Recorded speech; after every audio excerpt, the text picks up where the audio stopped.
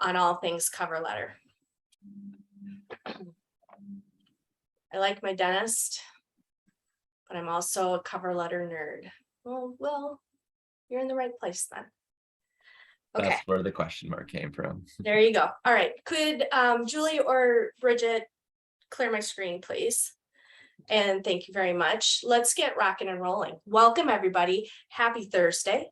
Happy day 3 of school. I hope you're having a smooth week number 1. I wish for you all to have friendly faces in the lunchroom and pals to hang out with and breaks to catch your breath while you're also really enjoying being back on campus and making your brain sweat. So I hope all is well. Today, we're talking about cover letters. And cover letters are an integral part of your job search strategy.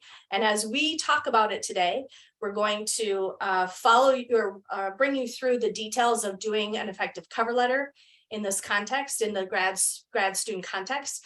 And we're also going to be available to answer questions. So Coach Bridget is managing the chat, my wing woman, my goose to my maverick. And she is going to be there to answer all of the intel or information you're looking for that I might be glossing over. I also want to welcome you to come off mic and jump on and ask a question. So whatever you prefer, go for it. And we are just going to jump right in, okay? There is going to be a little bit of referencing cover letters in general. So for those of you that might have already had to do a cover letter, or for those of you that have started drafting a cover letter, we will have an opportunity to sort of reference the work that you've done. I'll pause for a moment and have you look at your different components of your letter. If you haven't started at all, don't panic. That's why you're here. That's why we're having this conversation today. And so it's fine. I just want to open it up either way, depending on where you are in your cover letter process. So as we had mentioned, there was a survey around visiting the dentist versus writing a cover letter. And here's what I'm going to say about cover letters. They serve a purpose. They serve a really important purpose in this space. They are going to help you tell your story. As you know, you have all had to force fit your whole life into the resume. You have been guided and structured into the Carlson template of your resume. And the cover letter is really extra real estate to build out the story that you might feel like you need to tell. So we're going to talk about both the format of the cover letter and how it should look in concert with your resume, as well as the content that we recommend you put in there. I also want to make it very clear that while we have some really strict standards in the resume, and the resume is like, this is how it has to be, and there are rules and guidelines that we make you follow, I want you to feel like the cover letter is your opportunity to really be your authentic self, to really express who you are, to use your voice and your perspective as you tell your story, and that it is not as constricting as the resume format has you in right now. So, common question here. The number one rule about a cover letter, is it required? Do you need one? Let's use chat for a second. What do you think, friends? Is a cover letter a required element? Is it important for this process? What's your thoughts? Answer in chat.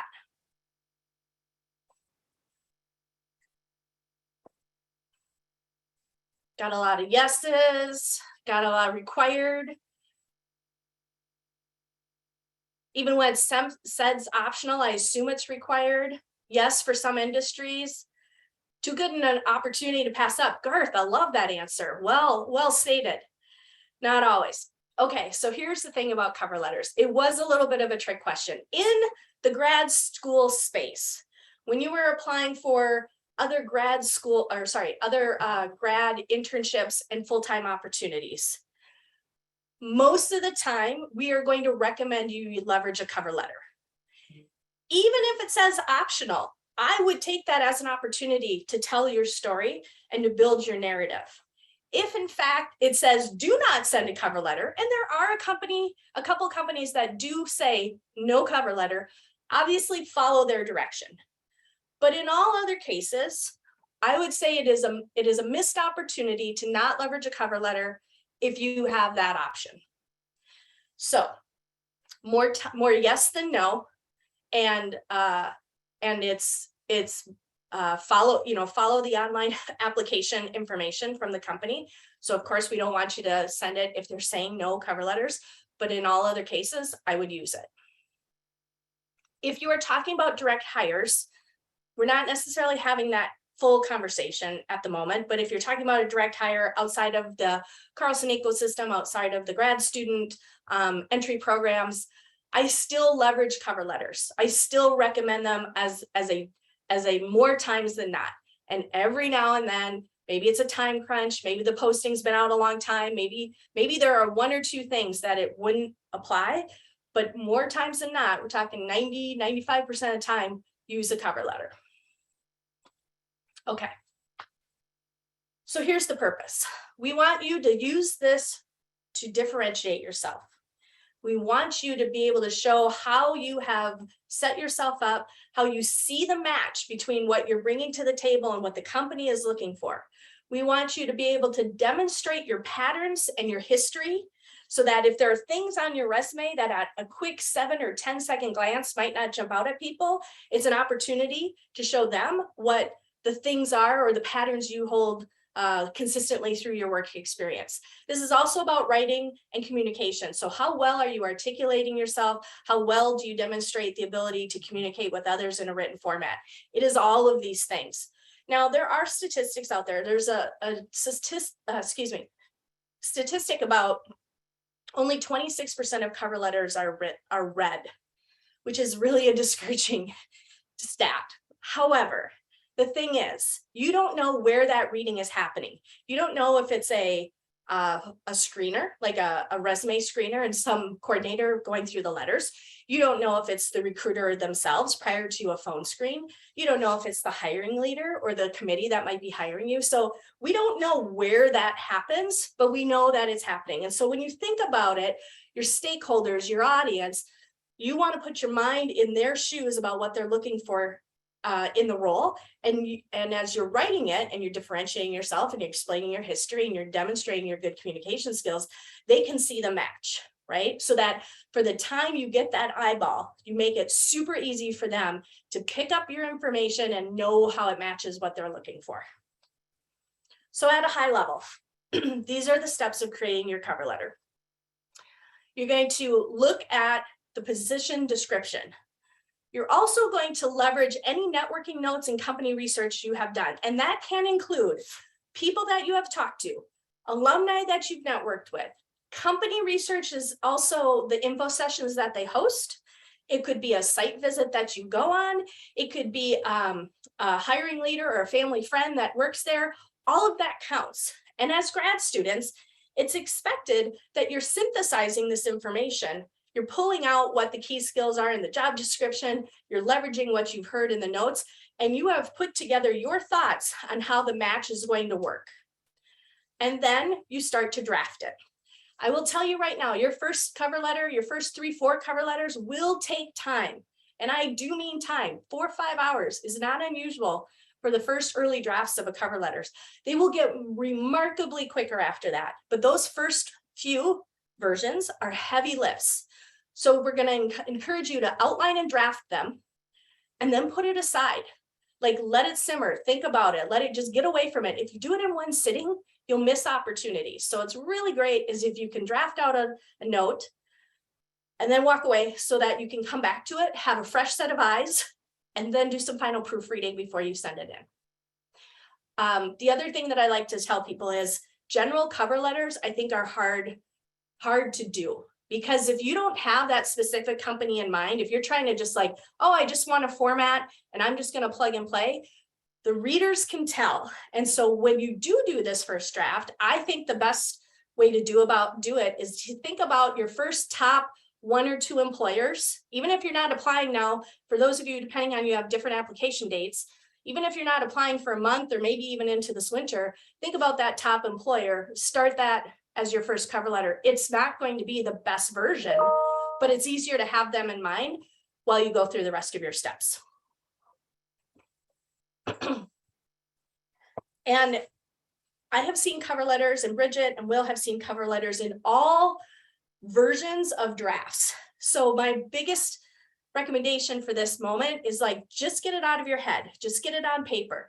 It doesn't have to be good. Don't edit even right away. Just start writing different parts of your cover letter so that words start showing up on the page. I think cover letters don't need to be super dense. So it's not about length. It's not about like filling the whole page, but start to plug in the different elements that you know you want to be in your cover letter so that again, putting it aside and then coming back to it, you can always keep adjusting and morphing it over time. So let's talk about this just one more moment here. We're going to do an activity in the next couple slides. So when I say identifying the key skills, that's looking at the qualifications, the way the job description is written, the requirements. Those are the things that you're trying to identify that you believe are important to the role. And this is the moment where not only, and I'm just going to take a quick tangent, not only are you building this cover letter, but you're also sort of mentally checklisting your resume that some of those keywords are showing up in your resume too. And this is that final tweak that you might do before this resume or this version of the resume goes to employer A or employer B. Again, you'll look at your networking notes. For those of you doing any on-campus recruiting related activities, I think the best cover letter comes after the info session. Most of the time, the info session is going to be really close to the application deadline. So you might have a small window. So in a perfect world, you have done a bunch of networking, you go to the info session for a little bit more, and then at that point, you have a pretty full bit of data and content that you can use for your letter. And then reflect on where you feel like your best parts of you match up. Now, if you've been in other classes with me, I often tell people, and when we talk about elevator pitch and your personal branding, it's always about putting your mind on their ears or their eyes. So you're thinking about, in this case, for this pharma company, I know that this is what they would latch onto. But if I'm applying to this retail company, there might be some differences. There's always going to be overlap. There are always going to be skills and talents that are going to go across, but the companies themselves might be sensitive to certain parts of your history. And that's the adjustment that you're making on a letter by letter basis. Okay, this is a quick format list. And it's just to make sure that your visual, the visual of your cover letter looks clean. So you're going to put it in Word. It's only going to be a page. I tend to like tighter letters, but that's style. So if you're writing something different, you know, yours might be a little bit more dense. Your font size, the header should be identical to your Carlson resume. It should not look like two pieces of paper. If I hold them up together, it should look like stationery from a distance. Like that's the identical layout. You will put a date in the month, date, and year format. Don't use like May 2nd, you know, and put the little ND. That's not it. You're just going to put the date followed by who you're writing to. Make sure you address the hiring manager if they have one, like Dear Sue Smith, or if there is no person listed, I tend to use Dear MBA hiring team or Dear MSBA hiring team or Dear Analytics hiring team, you know, whatever your background is, that's what you use. And then your closing or your signature line would be your name, your your candidate, your program with your candidate, and your class year, followed by Carlson School of Management. Always, always, always on PDF so that when you send it, the formatting doesn't shift on you. Okay. Okay, so in a Twitter version, I'm going to go through these details, but in a Twitter version, this is the 3 sections of a cover letter. You're going to talk about why the company's great. You're going to talk about why you're great. And then you're going to, third section, you're going to talk about why you're great together. That's the flow. If you think about it like a story, and all good stories sort of lead to a climax, right? Like leads to a big finish. You're like, here's where we're starting with what I know of the company. Here's how I'm building on it with what I bring to the table. And here's why the magic would happen if we're together. So I want you to feel like that you're bringing them through a narrative. Okay. With that said, let's go through the different sections in a little bit more detail. First, in the opening paragraph, you're going to make sure somewhere in the paragraph, you're going to tell them what you're applying to. And please, my personal bias is that it's not necessarily the first thing you say. So I am writing to inform you that I want the strategy role is a pretty boring way to begin your sentence or to begin your letter to them, that you're passionate about this company. So you are being cliche and you are not necessarily standing out in a good way, right? So somewhere in the letter, you're going to talk about identifying the role you want to apply for, the people that you've talked to. This is especially emphasized in the grad school space because they want you to see that you've taken initiative to talk to these people. And if by chance you're applying outside of Carlson, or there's a role that you're interested that isn't necessarily tied to an alum, it's okay. I get it that if there wasn't somebody to talk to, you don't have somebody to reference, then you would say something like, in looking at the website, or based on what I can, like you still are trying to show the time you took to understand the organization.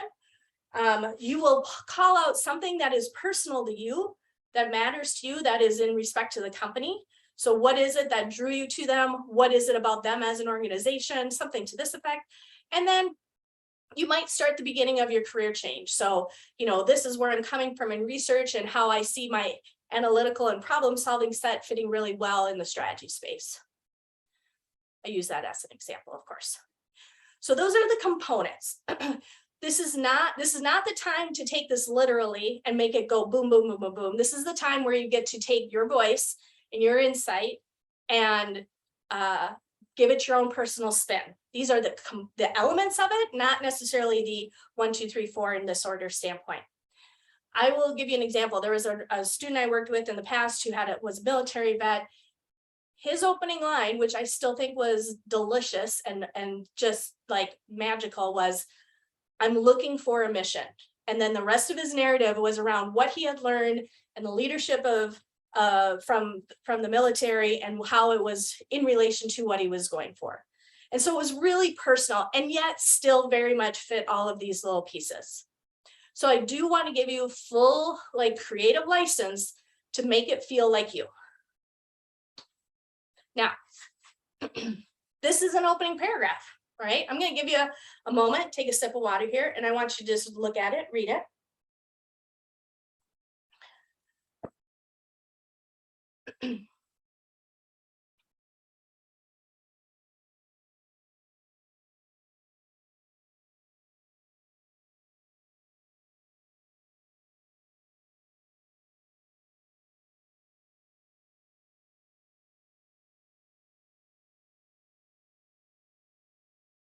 One of the things about cover letters, and you may have noticed it, when we coach you all and we train you in resume writing, we have like 16, 20 different versions of our resumes, but you don't see a lot of versions of the cover letter.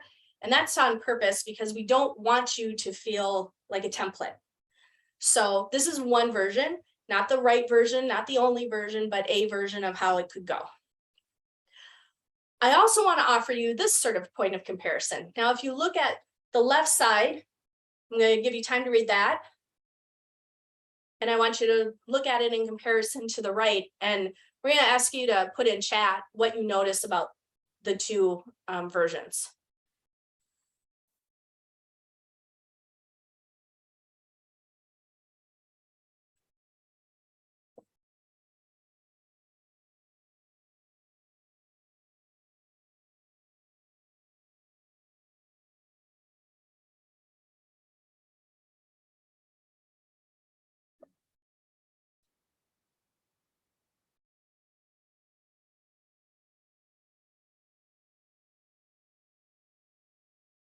Thanks, Casey. The second one feels more personal. The first one feels more personal. Oh, different point of opinion. All right. What else is the room feeling? What else is the insight that is jumping out at you? The left is more specific. The right could be compared to so many different companies. Left one is more detail. Second one shows long-term commitment. Ooh, the room is split. The room is definitely split. The right one feels like copy and paste. So one of the things I want to call out to the room, and one of the common mistakes that I see in resume or cover letters, is that it becomes very sell, sell, sell. And what I mean by that is like, this is why I'm awesome. Here's another reason I'm awesome. I'm awesome because of this. And believe me, as someone who loves and respects all of your individual awesomeness in a letter format, it comes off as, it can come off as a little bit too much, and you forget that your reader has a vested interest. So in the writing of this, the one on the left is the one that feels a little bit more tailored. It is the one that feels a little bit more like I took the time and I see the match. The one on the right, not wrong, right? Sure, it's the best place to work, but it is a bit more template, and it is somewhat assumptive, right? Like, hey, I want to hit the C-suite, and as you know, my young professional self, which I think ambition is good, so don't mistake that. But it isn't about the company, right? It's about you and your drive and your what it means to you individually, not what the company might find valuable. Now, again, these are just versions to give you something to chew on. But as you think about what you would sound like and what your voice would be, some things to consider. Okay. All right. So one more checklist. Identifying the role, who have you networked with, what's the research? And what I want to add to this is, do you have good energy and excitement? Do I feel like there's a hook that's helping me understand the connection? And does it feel like you? Because if all the difference is between they change the name of the recruiter and you change the name of the company, that will not play well. The readers will pick up on that. So that individualizing, that extra effort will shine through in your cover letter. Now, as we get to the center of the cover letter, the middle of the cover letter, you will identify key skills or competencies in the description. You might also get it in the networking notes. You might also get it in the info session. All of those are places where it would come. And you're trying to hone in on the verbs that they are targeting. I think a lot of times the easiest place to go is the requirements, right? So 4 years of data. Okay, now we know I need something in data. There's leading project teams. Great, I have that. So you're looking for things that matter to you. And your goal is to not reuse the bullets from your resume, but hone in on the elements of your history in a sort of pattern format or in a summary format that will help you convey your skill set, that will complement your resume, but not necessarily be the identical bullets. Don't use the identical bullets because then you're wasting your real estate. And I want to say that I will not speak for Bridget or also Coach Will, who's on the room, or some of the other coaches, but I will say I have a bias for bullets in many cases because I think that it draws the reader's eye. And if they only give you 10 or 12 seconds with your letter, at least they go to that spot. So I do tend to lean towards bullets. I also think that having a key list of bullets on a different piece of paper makes it easy to swap things in and out. Once you have 6, 8, 10 bullets, as you build these cover letters and you grow this sort of repository of bullets, it's a quick way to be efficient with your cover letters. However, there are times that paragraphs matter, or not paragraphs matter. There are times that paragraphs do work. I just encourage very short paragraphs. I even encourage multiple paragraphs as long as they're not too wordy, because unfortunately in our world in 21st century, very few people read. Many of us scan. And so you want to make it easy for your reader. The minute you make them work, the minute you make it so dense that they really got to focus, you will lose their attention and they will move on to the next letter. I will also say that I have seen really effective cover letters with 6 or 7 mini paragraphs. So again, I say, it isn't that it has to be bullets. It is just that you're really thinking about like the overall flow of this letter and how it's best communicating your story. So here's an example. Tech company, product manager, internship. I'm going to give you a moment to look at this, and in the chat, tell me what you would focus on. What might be some of the things that you want to make sure come out in your story?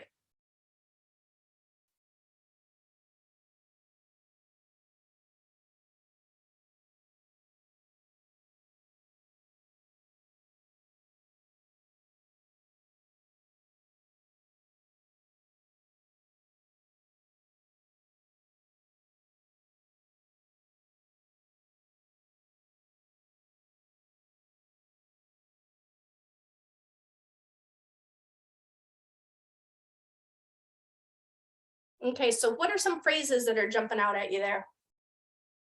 What might be worthy of some cover letter integration?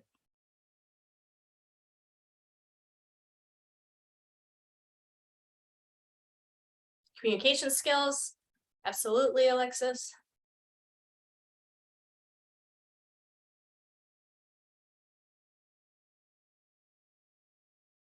Forecasting, absolutely. Market research, collaboration, all of these are great. Focus on strong people skills. Yeah.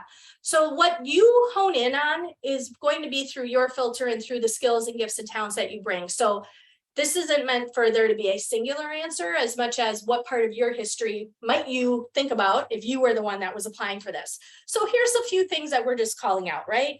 If you've done strategic planning, maybe some new business things, maybe you've been a communication link. Someone said forecasting. Yep.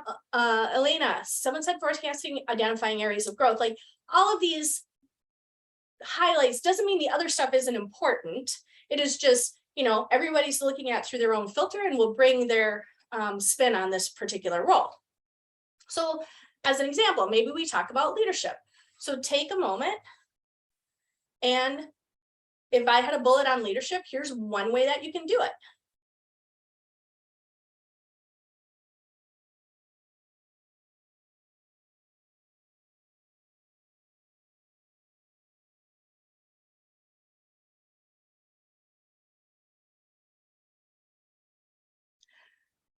Now, one of the things that you might notice is when we talk to you about resume bullets and having a really tight bullet and a real clean bullet, we are more apt to say, get specific. Tell me a metric. Tell me how you did this. Tell me how you delivered on that particular thing. You'll notice in this leadership skill, it's more of an umbrella, right? I've done this multiple times across cross-functional teams. I move my clients forward, so it implies volume, right? So it's not a specific example. You can use a shortened specific example if you'd like, but it isn't necessarily driven that way. And the pro tip here is don't get too much detail. This is the breadcrumbs. The sandwich is the interview questions. So you want to leave enough juiciness here for people to get some interest and like want to hear more about it. And then they'll have the interview to really expand, provide that color commentary and all the stuff that went into that particular skill set that you had. So as you look at that, I just want to call some of those elements out. Here's one for communication skills. Give me a moment to read that.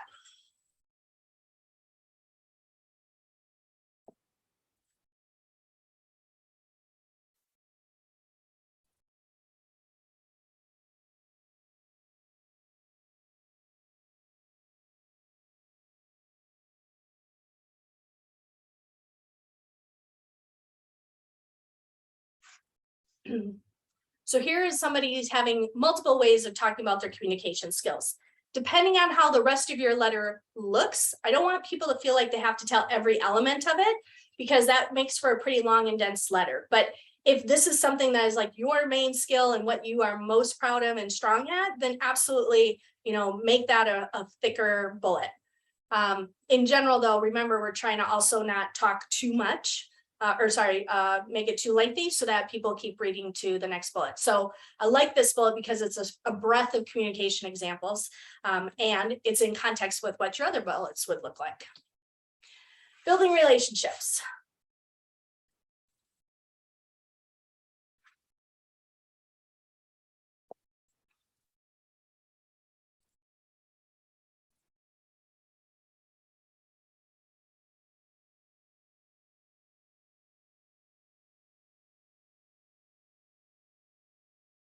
As you can see by these bullets and these examples, it's pulling in keywords from the original job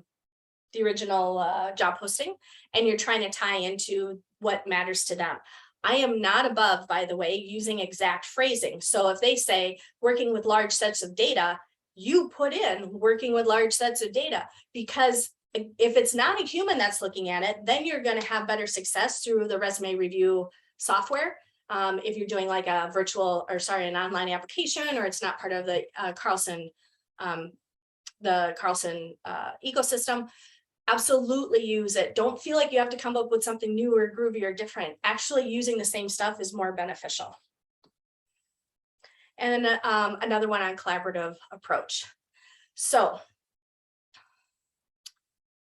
sometimes these bullets aren't always apparent to you when you first get started, like what you're thinking about. And so if you have a couple that you know you might like, they might just get put to the side for the next cover letter. So as you look at some of these, just again, a repository of bullets makes your life really easy. And that's why over time, the cover letter time gets shorter, because you will reduce, reuse, recycle whatever you can while still tailoring it to the opportunity. Okay, so if anybody has a cover letter near them that they've been working on, I would just, again, encourage you to make sure you're identifying the key skills and competencies that the company is looking for, not what you want to say, but what they are looking for. You're highlighting the skills for your academic work. For those of you that are doing transitions, things you can leverage are any of your Carlson projects. If you do case competitions, you don't have to just be in a business space. I've had people use their volunteers experience. So it can absolutely come from a variety of sources. Don't just get locked into your job, but you'll always pick the best example for your letter so that you're bringing your picture of your skill set forward, and then decide as you go through sort of your build, whether you're going to go for more of a paragraph format or a bullet point format. So I want to take a pause. Questions about the middle section. I just realized I didn't ask about the top section either. So a pause. I know I see some chats going through, but anything else that people want to know?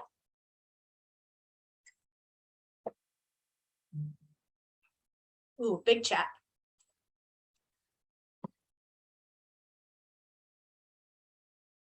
How much should you dedicate to highlighting why you're choosing this company versus research? So Garth, I feel like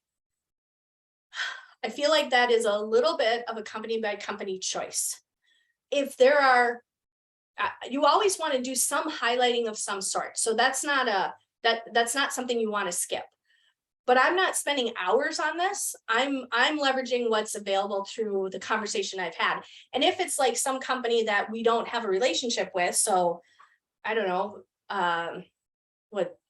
some pharma company on the East Coast that we don't necessarily have an alum working at that you can talk to, then take your 10 minutes, scan through the job description, figure out what in the job description caught your eye, and then also maybe head over to the website for 5 or 10 minutes, maybe on their mission and vision statements, maybe on their, how we're in the community, and call it done. So I want you to show that it isn't a form letter is kind of what I'm getting at here. So, but I don't want you to sink yourself in it so much that it's sucking up time that you don't necessarily have.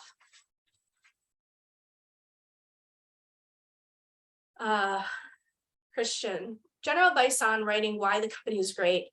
It is as simple as highlighting points from their mission. Is it as simple as my mission and vision? It can be if that's what speaks to you. I don't want you to, some companies are every company wants to be seen as a good community member. That's consistent. But if there are elements of their mission and vision that really speak to you, that's where you can kind of like bring it into that personal touch.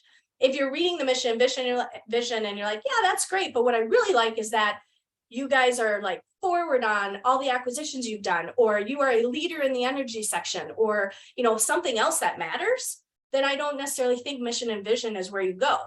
I think it matters. I think it is what caught your eye to begin with is where that story starts.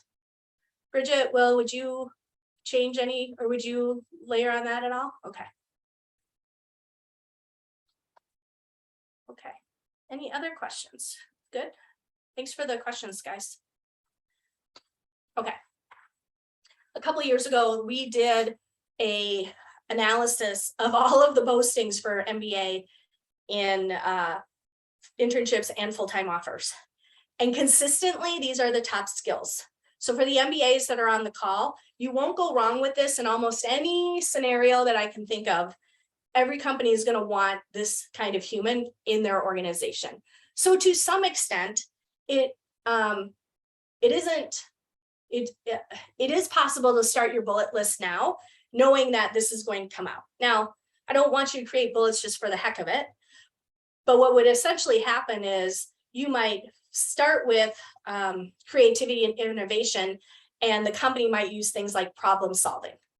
And so you're like, okay, I am a good problem solver. I happen to leverage my creativity and innovation doing it. And so that's where they just tie out together. But as you're thinking about like, what do I have and what kind of bullets do I need? These come up again and again and again and again. And that's not, and while the analysis was across the MBA jobs, that is not different than the other programs. HRIR, this is what they want. MSBA, this is what they want. MSF, this is what they want. This is consistent grad student, graduate expectations, because they see you as future leaders of the company. So of course they want you to have this type of thing. I would even add one new thing to the list that when this assessment was done didn't exist. Given we've all lived through COVID, I think the adaptability element and part of that thriving in a challenging environment, but the adaptability and the ambiguity part of things is definitely another strong trait, and the ability to manage that change. So things switching on a dime, I think, are two other, the adaptability and that adversity element, and then the change piece, I think, are also really important. And then if I were to add a third, I think that demonstrating commitment to diversity, equity, and inclusion, and that is a future leader skill set is another great way to lead, if that is also what the company is highlighting too. So those are other pieces that I think can also play well in your cover letter. So as you close it out, this is the final section. Stick the landing, end with a powerful close. There is this concept called the Minnesota goodbye, which is, oh, I'm going to say goodbye, and then I'm not going to leave, and then we're going to stand on the step for a half an hour and chat longer before you actually get in the car. And then as you're getting in the car, I'm following you out to the car and we're still having a conversation, and it just goes and goes and goes. And I will tell you, as a homegrown Minnesotan almost my whole life, I actually hadn't been alerted of this concept until a couple of years ago when Coach Bridget pointed it out to me, that whenever we do say goodbye, it takes 10 years to get somebody actually to leave the party or to leave the event. We don't want your cover letter to do that. We want your cover letter to end with this powerful, like, drop the mic kind of moment, so that you are really leaving them with an impression. And going back to that story arc, like, we're building the story. Your company is great. I'm great. This is why we're great together. So keep in mind that the close isn't extensively long. It is about power, right? A powerful kind of way to do it. So here's one. Give you a moment to read it.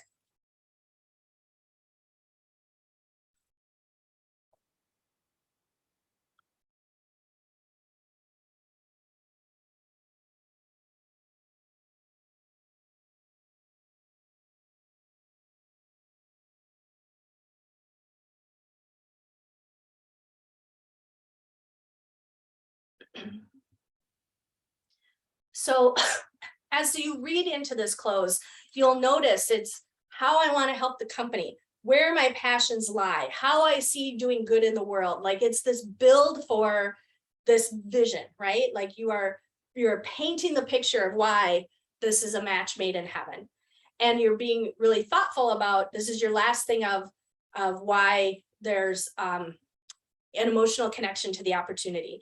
When I talk about the Twitter version and I say, I'm great, or the company's great, I'm great, and we're great together, another way to think about this is that the first section is about the logic, right? This is why the company is great. That's a fact-based thing. And as you get to the close, that's your emotional call to action. So going back to not knowing who reads the letter when, you might appeal to a reader that has a logical element, and they go, oh yeah, that makes sense. Well, you can also appeal to the reader that wants to find that passionate person and that heart, in my heart, this is what I feel is the right place to be. So this is why another reason you want that authenticity to come through and really, like, drop the mic kind of thing. Another way you could keep going. I had 2 versions that I had put of this is, here's the one where I'm going to help the world. Boom, Mike. Or you could say, I'm going to help the world and that help these people thrive in a safe and responsible and sustainable way. Because maybe those words were part of the job description. Maybe those were things that you wanted to make sure you integrated into it so that they saw you were making a tie to what mattered to them. Okay. Here's another one.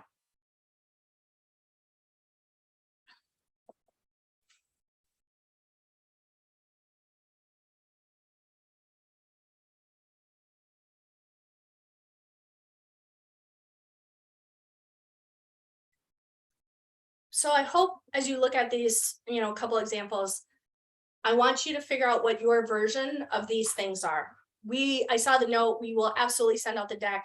What you don't want to do is copy these verbatim, because then you do not look like the intelligent grad student who is pursuing, future leadership opportunities. So use these as examples, not as templates. So you want to summarize what you learn. You want to show that authentic interest, and don't waste your last sentence on, I can be reached at this email and this phone number. That's at the top of your letter. They know how to reach you. You have applied online. That is like so 1985, right? So don't be cliche. We are just going to end with a big finish and call it a day. Okay, common mistakes. These are the things that the coaches all see. If your formatting is off, if you don't personalize it, and we're like, hey, I can't tell if this is Bain or if this is Target or if this is a mom and pop shop in Nowheresville, or not Nowheresville, but somewhere else that not people are familiar with.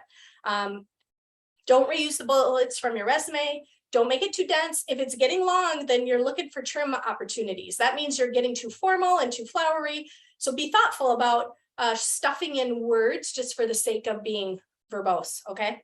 If you just walk through your resume and you're not telling a story, and I'm like, well, okay, but there's nothing really compelling about what you're telling me, or if you got too much sell and you're not tied to those company goals and you're not showing your connection to the targets or the clients or the mission that they have. Very common. Okay. Woo, we have plowed through this. I do have a couple things to say about personal branding that won't take very long. Let's take a pause. Is there any questions about any of the sections of the letter? And 3 is the guideline, not the rule. I have seen effective resumes with like a 2.5 paragraph that is, in addition to the skills that I bring and list above, here's some leadership stories, or here's what I'm pursuing in coursework while I pivot from point A to point B. Like, that's all acceptable. That's part of your story. So feel free to leverage it. Okay. Branding. You, certainly for the first years that I've just finished orientation, but in other formats that we have talked about, green light for the part-timers, remember about your branding. So you know things that you're good at, you know where your energy is, you know what your skills are, and you have this why. And I absolutely encourage you to infuse that into this stew of information. So if you happen to have a strong background in leading others or running projects, use that language. Those of you that have done strengths training, use that language. This is about this is about telling them your why. This is about saying, this isn't just a fluke. This is like who I am and how I come to the table and how I get stuff done. So when I think about when I think about the brand, this is what makes it sound like you, as opposed to every other MBA or every other MSBA that is writing the same letter. So definitely bring it out. Here's a way to think about it. If this were your pitch, if this were the things that you think about yourselves, there's some really core stuff in here. And as you begin to practice your tell me about yourself for this interview that we want you to have, you can infuse those elements of the brand, and you infuse the elements that the company is looking for.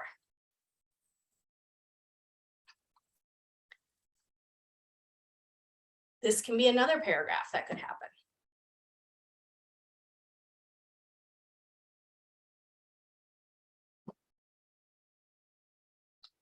I have to give full credit to these examples to Bridget, because she helped pull all these stories together. So if you don't think you understand your brand, if you don't know exactly the history that you're trying to make come out, sometimes coming to a coach and just talking it out will help get it to come forward. You know, it's in your gut, it's in your head. You just have to start talking. And sometimes we can ask questions that help you really demonstrate it. Or we say, what do you mean you don't know what to say? Here's all the awesome stuff that we see. Let's leverage that as our starting point, and you evolve it over time. So we've seen a lot of resumes and cover letters and a lot of career stories that we have walked through with students. So don't feel like you have to just think about it yourself. It is absolutely a very well spent coaching appointment if you are stuck or need help on any of this. So where to go next? So yes, you will get the slides. Yes, you will get the recording. The career guide is always available to you, and there is a section on cover letters in the career guide, as well as going to our website where we have a section on cover letters. This is my plug, by the way, for Express Coaching, and it's the beginning of the year, so we always like to remind people about Express Coaching. Through the semester, not the breaks or summer, but through the semester, every day from 11:30 to 12:30, you can do a drop-in appointment and have a quick 10-minute conversation. So if you're in the build mode and you want to talk about a few pieces, if you are in a review mode and you're like, hey, can I just have a second set of eyes before I send this out? Do it, okay? My last example is do not write your cover letter the day before your application is due, because that leaves no time for anybody to help or adjust anything. So as we're evolving into the handshake environment, the best play you can do is probably apply within the first few days of when the posting is up. Don't race, don't rush, don't go crazy, but be proactive about getting your application in and give yourself some window to make that cover letter really do the thing that happens. I think once you get that first or second one done, you start to just use that as your evolving template. I think somewhere around cover letter number 3 and 4 is where you hit the sweet spot, and it really starts to flow after that. So start your cover letters, give it a whirl. If you are an MBA first year, you do not need to worry about this in great volume until November. If you are in HRIR, you all are going to be working on those right away. MSBA, you have some time, so put this aside. And for the other programs and the other things, based on when you are applying, start your cover letter, a month out before you need them, because that will give you all sorts of time to make them be the best cover letters that they can be. So I want to ask if there are any more questions. Oh, I see something in the chat. How would you approach your cover letter narrative for a position that also requires an essay? Christian, what a great question. I think it depends on what the question they're asking you is.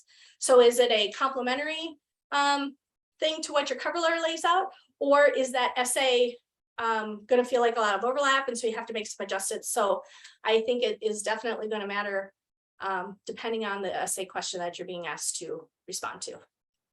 But in general, I think if you always have that cover letter good to go, you'll be in good shape. Any other questions that I can answer? Sorry, I just realized that my battery was dying here. No, we're good. Okay.